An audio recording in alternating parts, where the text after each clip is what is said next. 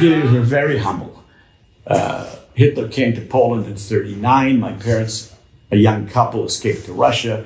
They were there 6 years. I was born May 6, 1945. After the war, we went back to Lublin. My parents' family, my family, almost everybody perished in Majdanek. My father had a cousin in Winnipeg, Canada. They brought us, and I grew up in Winnipeg. Winnipeg, we used to say, is a kalte Stadt mit warme Juden, a cold city with warm Jews. It was a very wonderful, warm Jewish city. And I went to the Yiddish school called the Parrot Shul, where most of the teachers were survivors. I was 6 years old. I went with my father to a little shul in our neighborhood called the Ateres Yisrael Shul.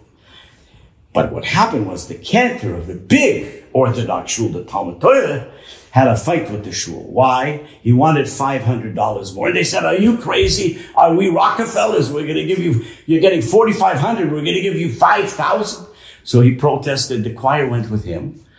And because he and the choir davened that Rosh Hashanah, I think is why I became a cantor. I probably heard cantors. I don't recall it. But when he started Musaf and he opened his mouth and the choir began to hum, I, who was, today we would call it ADD, but in those days they called it a wilde chaya, a wild animal. I couldn't move. He would, whatever he was doing, and they were, and I didn't move. So I stayed the whole morning.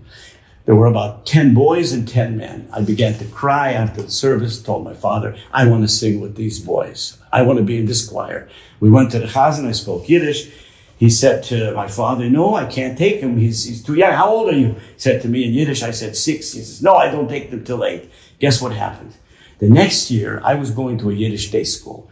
After World War II, my parents were no longer Orthodox, but we went to Orthodox shul because everybody went to Orthodox shul, you know. Conservative shul, they spoke in English, they announced in English, you know. It was not their cup of tea. So Brownston was the Yiddish singing teacher. And I wanted to be in his choir, so when he was walking around teaching us, I remember the song he was doing that day. It was a socialistic school. And it's like talking about the labor movement. And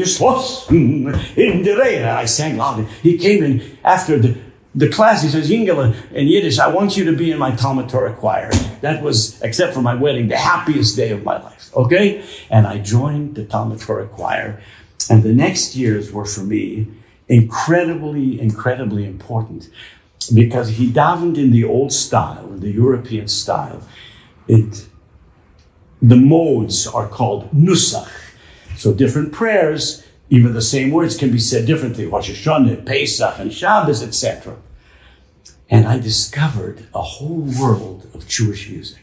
So while he taught us, simple, right? Shabbos morning, the cantor began, and we sang with him. He would begin, Shochenad Morom. He would say, Shochenad Morim, Vekudo Yishimo. He taught us. But when he did it, he would go, Shochenad, comma.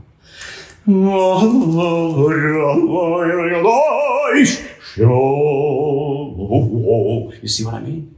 So I understood he was doing something. I couldn't explain it, but for some reason I could hear it. I didn't know 1, 4, 5 and D minor, but all of us who sang with him every Shabbos, we learned the davening the old way that they would have learned just 20 years ago. Before that, between the 2 world wars in Poland and Russia, the Ukraine, Hungary, etc., Romania.